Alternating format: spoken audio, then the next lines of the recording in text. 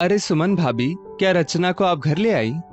सुमन जी की ननद पवित्रा जी फोन पर पूछती हैं। सुमन जी बोली, रचना, पर वो तो अपने ससुराल में है ना जीजी, और अभी 2 महीने पहले ही तो शादी हुई है, तो अभी वापस क्यों लाएंगे? पवित्रा जी बोली, अच्छा तो इसका मतलब वो अभी भी यहीं है? सुमन जी घबराकर बोली, आखिर बात क्या है जीजी, ये गोलमोल बात मत करो, साफ साफ कहो। मेरा दिल तो आपकी बातों से बैठा जा रहा है। अरे हमने उसकी शादी आपकी जान पहचान में इसीलिए की थी कि आपकी नजरों के सामने रहेगी। पवित्रा जी बोली, यही तो समस्या है भाभी कि जान पहचान में शादी हो गई है।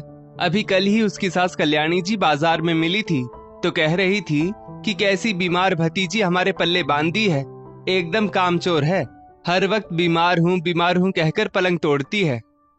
सुमन जी अपनी बेटी के पक्ष में बोली, नहीं नहीं, मेरी बेटी ऐसी नहीं है, ये कल्याणी जी की तो।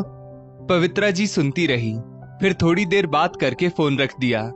सुमन जी ने तुरंत रचना को फोन लगाया और हालचाल लिया तो उसने भी ससुराल की चुगली कर दी। फिर तो सुमन जी गुस्से में बरामदे में लगातार टहलती और बड़बड़ाती रही। ये समधन जी अपने आप को समझती क्या है? तभी उनका बेटा तन्मय दफ्तर से लौटकर आया तो सुमन जी बोली, तन्मय आ गया बेटा, चल फटाफट रचना के घर चलते हैं। मेरी बेटी की तबीयत ठीक नहीं है और उसकी वो कसाई सास उसे कामचोर कहती है। तन्मय बोला, पर माँ, उसके ससुराल वाले तो ऐसे नहीं हैं। सुमन जी बोली, अरे क्या नहीं है, उससे कह रहे हैं कि जब से ब्याह कर आई हो बीमार ही रह रही हो, तो जाओ अपना इलाज मायके में करवा लो। बताओ, अब वो उनके घर की बहू है तो उसकी देखभाल की जिम्मेदारी तो उनकी हुई ना। मेरी बेटी का आराम करना अगर इतना अखर रहा है तो मैं यहाँ ले आऊंगी उसे, तुम बस चलो। तन्मय बोला, माँ, रचना को हम सब जानते हैं, तो जरूर उसने ही कुछ कहा होगा, वरना उसके ससुराल वाले ऐसे नहीं हैं। सुमन जी बोली, अरे बीमारी में चिड़चिड़ापन तो हो ही जाता है ना। अब उसकी इच्छा नहीं होगी काम करने की तो उसकी सास प्यार से भी तो उसे समझा सकती थी ना, पर नहीं, बस डांट दिया तो उसने भी कह दिया होगा कि मेरे मायके में ही मेरी कद्र होती है। बस इतनी सी बात पर उन्होंने कहा तो मायके जाकर ही इलाज करवा लो। तू चल अभी उसके ससुराल चल। तन्मय थका हुआ था, वो बोला, मम्मी अभी जाना है, रुको फ्रेश होकर आता हूँ, कहकर वो कमरे में चला गया। वहीं रसोई के पास खड़ी सुमन जी की बहू नित्या सब सुन रही थी। अचानक उसे कल सुबह का मंजर याद हो आया। सुबह सुबह सुमन जी बड़बड़ा रही थी, इसी दिन के लिए लोग बहू लाते हैं क्या?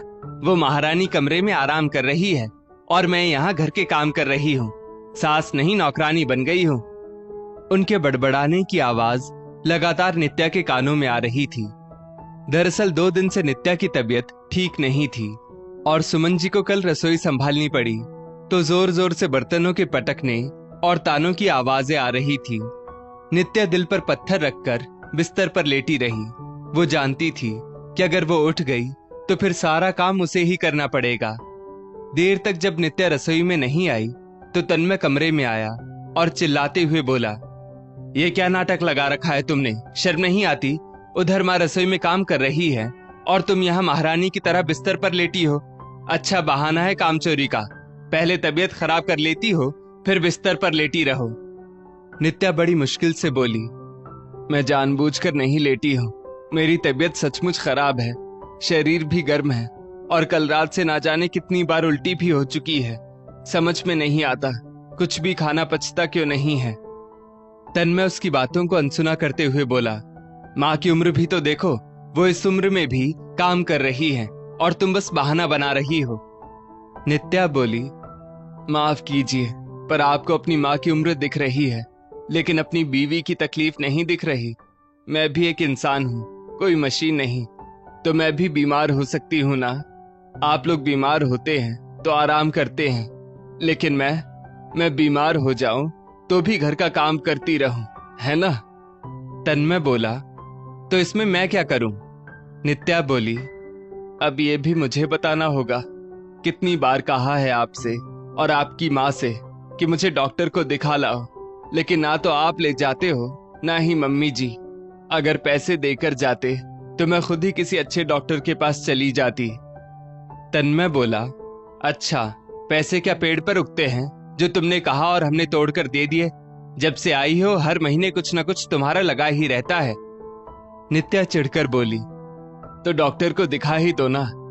तन्मय बोला, इतना ही डॉक्टर के पास जाने का शौक है तो कहो अपने माँ बाप या भाई से, ले जाएंगे तुम्हें।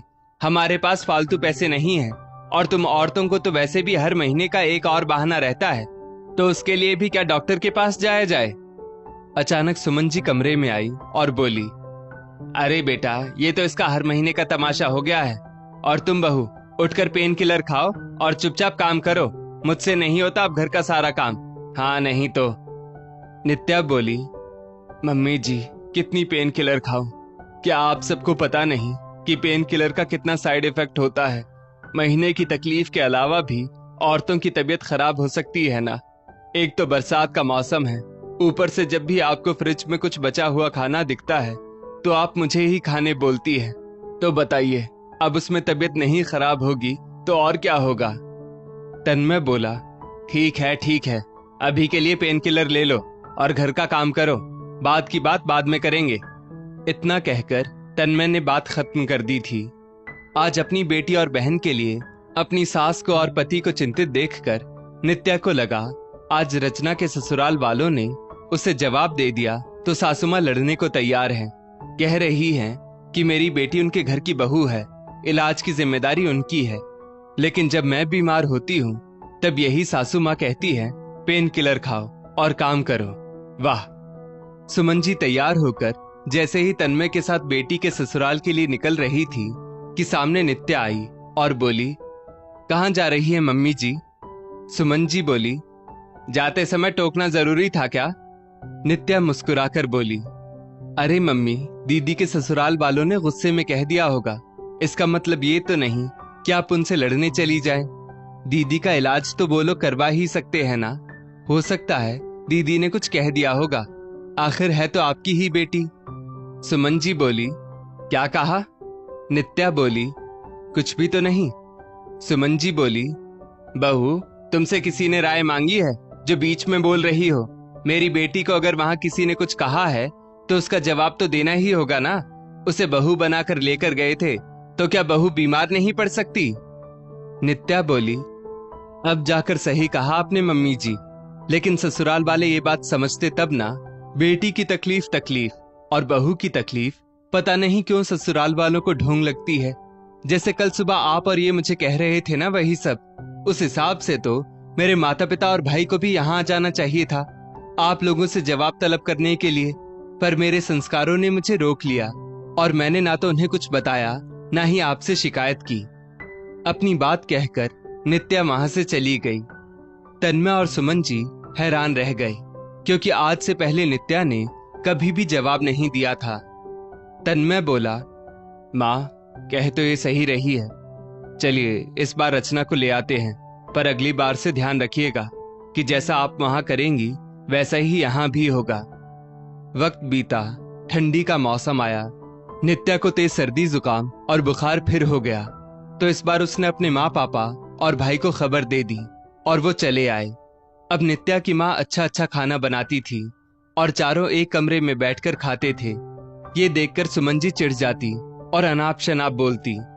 नित्या की माँ बोली, मेरी बेटी आपके घर की बहू है, आपके घर का काम करती है, तो उसका इलाज करवाना आपकी जिम्मेदारी नहीं है। अब जब आपने मना कर दिया तभी तो हमें आना पड़ा है। तो अब जब भी ये बीमार होगी या तो आप लोग इसका ध्यान रखिएगा, नहीं तो हम खुद आएंगे। और हाँ, अगली बार रचना की सास को भी लेते आएंगे, उन्हें भी पता चले कि बहू के मायके वाले कैसे होते हैं, जो बेटी की तकलीफ को तकलीफ समझते हैं और बहू की तकलीफ उनको ढोंग लगती है।